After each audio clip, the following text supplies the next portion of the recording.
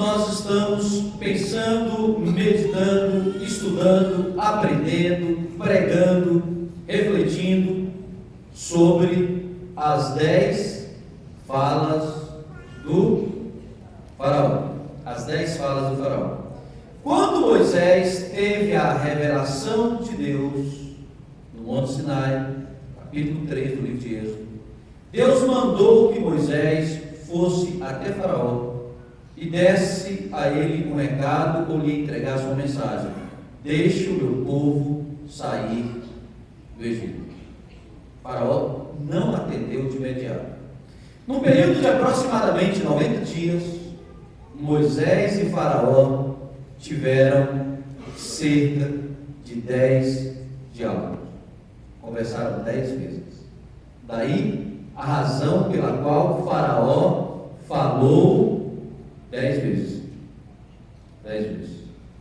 Nas 10 falas, onde o Faraó resiste à palavra de Deus, nas 10 falas onde o Faraó resiste à proposta de Deus, que era a proposta de libertar o povo, Faraó expressa em todas as suas falas aquilo que a gente vive no dia a dia, a filosofia, o pensamento, a maneira de analisar a vida, baseados no princípio de que Deus não existe, Deus não pode, Deus não vai conseguir fazer esse projeto, Deus não vai realizar.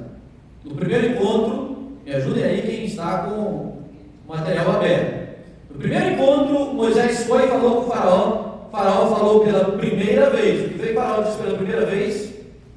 Não conheço o Senhor. Êxodo capítulo 5. Não conheço o Senhor. Quem é o Senhor? Para que cuja voz eu ouça, 5:2. Não conheço, nem tampouco deixarei ir a Israel. Na primeira fala, Faraó esboça todo o princípio do ateísmo, da incredulidade, do projeto de que Deus não existe. As coisas voltam a acontecer, acontece no segundo diálogo, e no segundo diálogo o Faraó diz assim: vós distraís o povo. No primeiro momento, a religião, Deus é algo que não existe. No segundo, religião é distração, é óbvio, é ilusão, é algo que os sacerdotes, as pessoas inventaram para manipular as pessoas. Como muito dizia, muito pregava há 20, 30 anos atrás o materialismo, religião é algo que alguém forte inventou para dominar uma mente inferior. É óbvio do povo. Mas as coisas começam a mudar. De repente, Deus começa a mandar as pragas, e Faraó fala pela terceira vez: tire de mim as rãs. E aí a religião ganha o senso, não simplesmente de uma coisa que não existe, mas o senso de uma coisa que pode até ser útil. Se ela tira rãs, a religião que tira rãs, que tira problemas, é útil. E aí entra a própria filosofia do ateísmo 3.0, que a religião ela pode até não ser uma verdade, mas ela faz bem às pessoas. Quando nós tomamos mais adiante, as coisas começam a acontecer, Deus começa a mandar as pragas, e Faraó começa a ver que aquela questão está se tornando séria. Na sua quarta fala, ele faz uma proposta: vamos fazer um culto aqui mesmo, vamos sacrificar aqui juntos. A gente junta as coisas. Quando ele diz: deixarei-vos ir, somente vocês não vão muito longe, e não indo muito longe, vocês façam o culto e orem também por mim. É a quarta fala do Faraó. Depois Faraó fala pela quinta vez. A situação vai se complicando. Faraó fala pela quinta vez. Faraó manda chamar Moisés, Arão, e na quinta fala ele diz assim: eu pequei. Está quase se convertendo, né? Eu costumo dizer que quando a gente chega na quinta fala, a gente tem a expressão que Faraó já se converteu. Eu pequei. Me perdoe o pecado, mas tire de mim essas pragas. Eu diria que é a confissão de pecados com interesse. É a admissão de fraqueza com o objetivo de ganhar alguma coisa.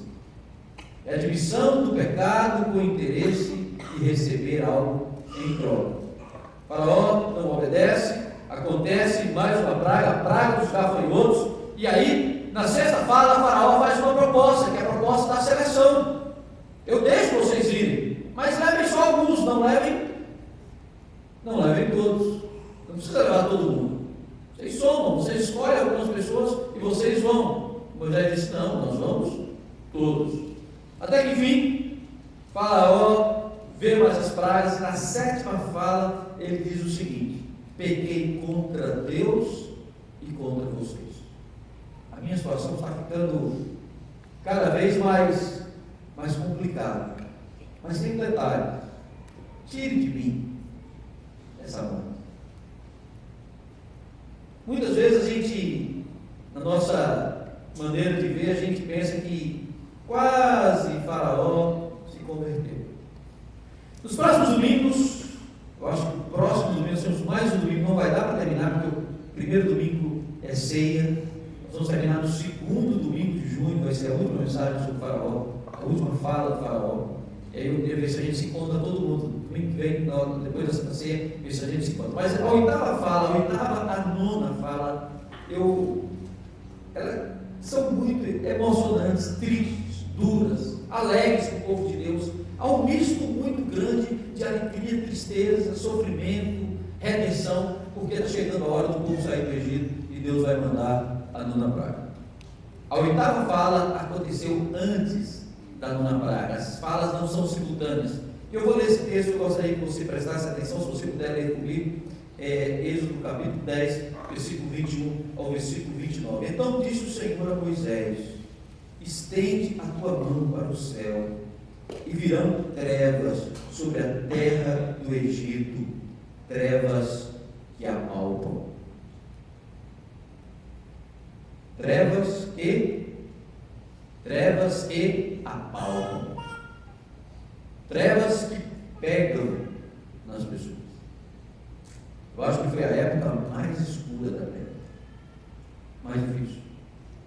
E Moisés estendeu a mão para o céu e houve trevas espessas em toda a terra do Egito por 3 dias. Não viu um ao outro e ninguém se levantou do seu lugar por 3 dias.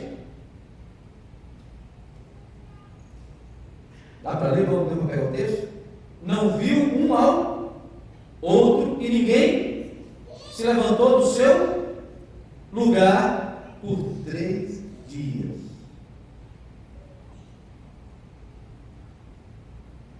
Então o Faraó chamou a Moisés e disse, ele fala pela 8ª vez: ide, servi ao Senhor, somente fiquem as vossas ovelhas e vossas vacas, vão também vossas crianças. Moisés, porém, disse: tu também nos darás em nossas mãos sacrifícios e holocaustos que ofereçamos ao Senhor nosso Deus. Versículo 26. E também o nosso gado há de ir conosco, nem uma unha ficará daquilo que havemos de tomar para servir ao Senhor nosso Deus, porque não sabemos com que havemos de servir o Senhor nosso Deus até que cheguemos lá. O Senhor, porém, endureceu o coração de Faraó, e este não quis deixar ir. E disse Faraó a Moisés: vai-te de mim, guarda-te que não mais vejas o meu rosto, porque no dia em que vires o meu rosto, morrerás. E disse Moisés: bem disseste, eu nunca mais verei o teu rosto. Eu quero discutir, eu quero trazer, guarde esse texto no seu coração, guarde esse texto na sua história. Esse texto ele expressa algumas coisas muito interessantes para todos nós. Em primeiro lugar, Faraó já havia quase que tomado a decisão de deixar de permitir que o povo fosse. fala, ele diz uma coisa: deixai as ovelhas e as vacas. Eu diria que nessa fala, nesse momento, nesse instante do diálogo, Faraó expressa aquilo que eu chamo do verdadeiro materialismo. A fonte, a essência do materialismo. Porque qual é a essência do materialismo? A essência do materialismo é que as coisas materiais são mais valorizadas do que as pessoas.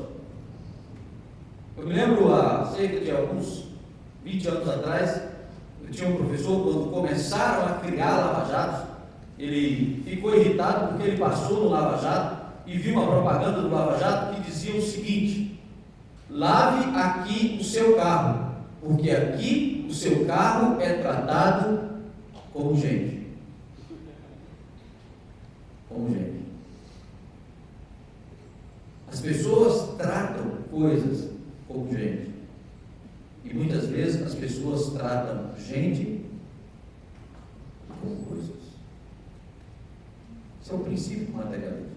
Faraó não fez questão de deixar as pessoas partirem, mas Faraó firmou o fundamento de que ele queria que ficassem as vacas e as ovelhas. Último instante, no último momento, no último diálogo, nos penúltimos diálogos, já nos diálogos finais, Faraó está tentando salvar o seu patrimônio, porque o patrimônio é mais importante do que a vida, na sua visão. Acontece algo que marcou a história de Moisés. Eu brinco, já falei isso aqui na série, que quando os dois começaram a conversar, quando o Faraó começou a conversar com Moisés, no primeiro momento, Faraó é um gigante e Moisés é um gafanhoto. Mas quando chega no 10º diálogo, Moisés já é um gigante, Faraó já está virando um gafanhoto. Faraó vai diminuindo. Quanto mais Faraó fala, quanto mais ele argumenta pela não libertação do povo de Deus, quanto mais ele argumenta contra Deus, menor ele fica. E assim é o homem. Sábio é o homem que argumenta a favor da existência de Deus. Tolo é o homem que argumenta pela não existência de Deus. Sábio é o homem que firma os seus princípios nos valores do Senhor. E tolo é o homem que não firma os seus princípios nos valores de Deus. Daí o refrão dessa série de mensagens: que quem pensa como Faraó, vive como Faraó, mas também morre como Faraó. Quem pensa como Faraó, vive como Faraó. Fala como Faraó, vive como Faraó, morre como Faraó. Mas quem pensa como Moisés, vive como Moisés, pensa como Moisés e morre como Moisés. Que a morte dos dois é o tema da 10ª fala que nós vamos ver lá no final. Mas o que acontece é o seguinte: Faraó se irritou e já achou que Moisés estava causando incômodo e disse o seguinte: nunca mais verás o meu rosto. Presta atenção. Se a semente do materialismo valoriza mais as coisas do que as pessoas, muitas vezes a gente vai descobrir que Deus não permite que o materialismo seja levado a cabo em todas as suas consequências. Porque Deus preza pelo homem, pela vida, pelo ser. Não fora Deus, a vida não teria os valores que tem hoje. Muitas coisas a gente se esquece, né? Eu costumo dizer, tem muitas pessoas que são anti-igrejas, anti-eclesiais, anti-igreja, mas as pessoas se esquecem que foi a igreja quem trouxe a primeira escola pública para o bem das pessoas. Foi a igreja quem trouxe os primeiros hospitais públicos para os bens das pessoas. Foi a igreja, a instituição que criou as primeiras universidades. Ainda hoje, a mesma universidade que hoje é tão crítica e tão cruel à igreja, nasceu dentro do seio eclesial. O mundo eclesial. Foi a igreja que criou, pouquíssima gente sabe, parte dos grandes movimentos que nós temos hoje.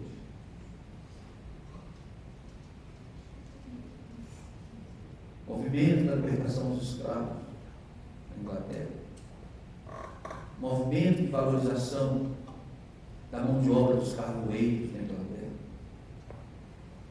movimento dos direitos humanos, que hoje estão sendo usados contra a igreja, Luther King dos Estados Unidos, o pastor que começa um movimento, uma rua, com um protesto simples da não violência. Mas o que acontece com o Faraó é que Faraó não é pró-vida. Faraó é pró-matéria, é pró-vaca, é pró-ovelha.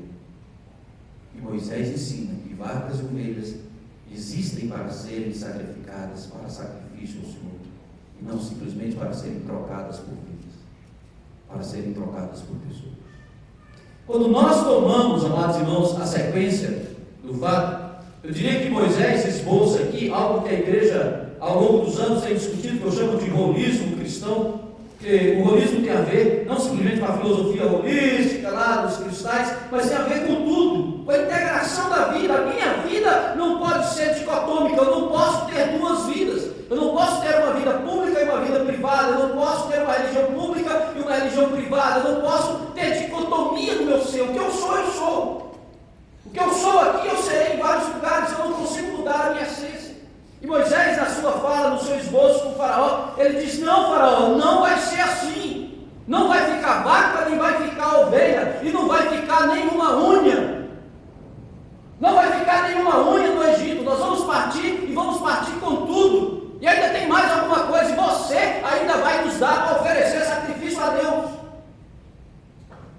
Você ainda vai nos dar para que nós possamos oferecer sacrifício ao Senhor. E acontece que Faraó se irrita e diz assim: nunca mais verás o meu rosto. E Moisés concorda com o Faraó. Você nunca deve concordar com o Faraó. Você vai descobrir que Moisés não foi a última vez que eles se encontraram. É bravata de homens. Os dois se encontraram mais uma vez. A não ser que Moisés tenha olhado e tenha conversado com o Faraó de costas, porque nunca mais verás o meu rosto. Acho que pelo menos de longe, um deve ter visto, mas os dois se encontraram mais uma vez. E aqui eu quero trazer a última reflexão. Os absolutos, eles pertencem somente a Deus. Só Deus pode dizer não, e o não de Deus é para sempre. Só Deus pode dizer nunca, e o nunca de Deus é eterno. Só Deus pode dizer para sempre, e o sempre de Deus é irrevogável. Não adianta Faraó, homens, governos, governantes, pessoas, autoridades, viverem esses momentos e dizerem essas coisas. Só Deus. O homem não deve temer o não do homem, mas o homem deve temer para sempre o não de Deus. O não de Deus é absurdo. A Bíblia nos diz que muitos chegarão diante do Senhor no último dia, e o Senhor dirá: não vos conheço. A palavra de Deus diz isso. Em alguns lugares, eles vão dizer assim: mas não fizemos isso, não fizemos aquilo, não fizemos algumas coisas para ti, e Deus vai repetir: nunca vos conheci. Mas para outros, ele vai dizer: vinde, benditos do meu Pai, entrai para o gozo do meu Senhor, que está preparado para vós, para Deus. Só Deus tem poder absoluto. A nona fala de Faraó, amados irmãos, coloca em questão muitas coisas que muitas vezes nós aprendemos. Eu já conversei alguma coisa com isso com os irmãos do conselho. No mês de outubro nós queremos sentar para a gente pensar para valer sobre missões, o que nós vamos fazer para missões. E, na verdade, o que é o movimento missionário? O movimento missionário é quando o homem se dispõe a colocar a sua vida e os seus recursos à sua disposição. Vou usar hoje como exemplo o movimento de Gideon, que o movimento de Gideon começa com comerciantes, vendedores, reunidos dizendo assim: puxa vida, a gente podia fazer alguma coisa, vamos fazer Bíblia. A gente faz Bíblia, e por onde a gente passa vendendo nos hotéis, chega lá no hotel, a gente deixa o Novo Testamento, a gente faz esse processo.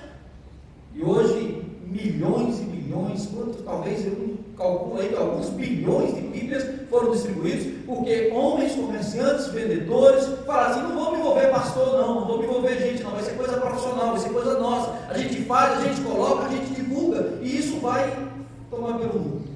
Eu estava lembrando de hoje aqui, lembrando lá da conversa de Carlos Pacov, lembrando o pessoal do Recife, dizendo assim: pessoal, vamos para Exu. Vamos para Exu. Sempre tem um louco na história, né? Onde é que nós vamos meter Bíblia? Vamos botar Bíblia em Exu. A gente enche aquela cidade de Bíblia. Mais tarde, eu encontrei um membro da família, que eu vou dizer o nome, um rapaz se converteu e a gente se encontrou. E eu perguntei para ele assim: rapaz, o que foi que te fez mudar de vida? Ele estava fugindo, né? Ele falou: olha, a regra, antigamente a regra, eu não sei, alguns, quem já conheceu a história de Exu aqui?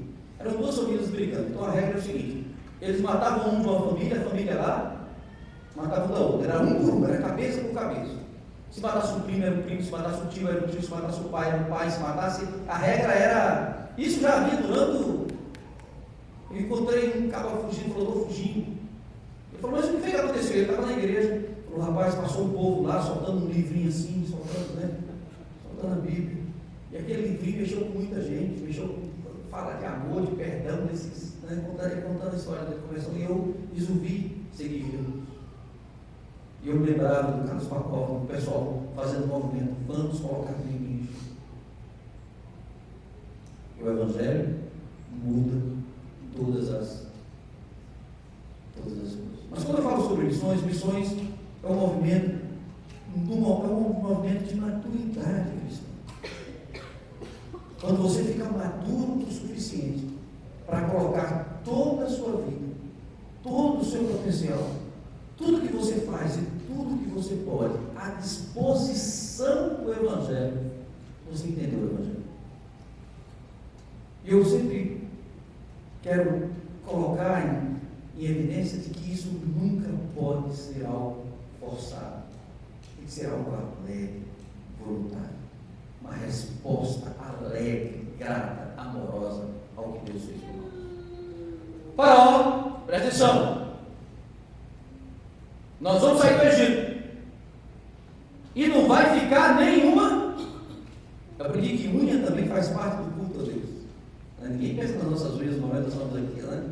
Mas Moisés, naquela hora, não sei, eu acho que ele olhou com o dedão assim, falou: até essa unha aqui não vai ficar nenhuma unha, nem unha de vaca, nem unha de bezerro, nem unha não sei de que, não vai ficar nada, porque nós vamos sair e nós vamos prestar culto a Deus com aquilo que nós temos, e nós não sabemos o que o Senhor pedirá de nós. E celebraremos o culto. O Senhor ficou com raiva e falou: agora, na próxima vez, se você me ver, você vai morrer. Moisés disse: é assim mesmo, nunca mais verei a tua face. Aí virou briga de homem. Mas aí eles têm mais um diálogo, mais uma conversa, o nono diálogo. Mas o nono diálogo, Deus para no oitavo diálogo. Chama Moisés e diz assim: Moisés, é hora de celebrar a Páscoa. Vamos celebrar a saída. E aí começa a haver algo terrível no Egito. Enquanto Israel está celebrando a libertação, os filhos dos egípcios estão morrendo. É a noite da Páscoa. Vocês vão descobrir mais adiante que no dia exato que Deus marcou, no aniversário de 430 anos de cativeiro, conforme ele havia falado com Abraão, naquela mesma noite, Israel saiu do Egito. Meu irmão, visitante, amigo, querido que está aqui, lembre-se: quem pensa como Faraó, vive como Faraó, morre como Faraó. Quem pensa como Moisés, vive como Moisés, morre como Moisés. Mas domingo que vem é a nona fala. Depois a gente continua, tá bom? Vá para casa, pense nisso, lê esse texto de novo e saiba que o Senhor Deus é Deus, acima de Faraó, acima de todas as coisas. Vamos ficar de pé, vamos orar. Deus te abençoe, que essa palavra possa possuir o seu coração nesse dia, nessa hora, que a sua vida seja abençoada. Querido Deus, no nome de Jesus, não permita jamais, Deus, que as filosofias de Faraó possam fazer parte da nossa vida, mas que a nossa maneira de pensar e viver seja como a maneira de Moisés, que esboça a tua palavra, é uma transmissão do que o Senhor é. No nome de Jesus, Deus abençoe o teu povo. No nome de Jesus, abençoa a mensagem de hoje, que ela produza o efeito nas nossas vidas. No nome de Jesus, abençoa a mensagem domingo que vem. Ó Deus, que nós possamos, ao refletir depois da Páscoa, quando o Senhor é fiel, que até aqueles que discordam absolutamente serão um dia obrigados a confessar que só o Senhor é Deus e só o Senhor é Senhor de todas as coisas. Obrigado, Deus, por esse dia. Obrigado por essa oportunidade, que a tua palavra cresça na nossa vida e no nosso viver, no nome de Jesus. Amém, amém, amém. Podem sentar, queridos.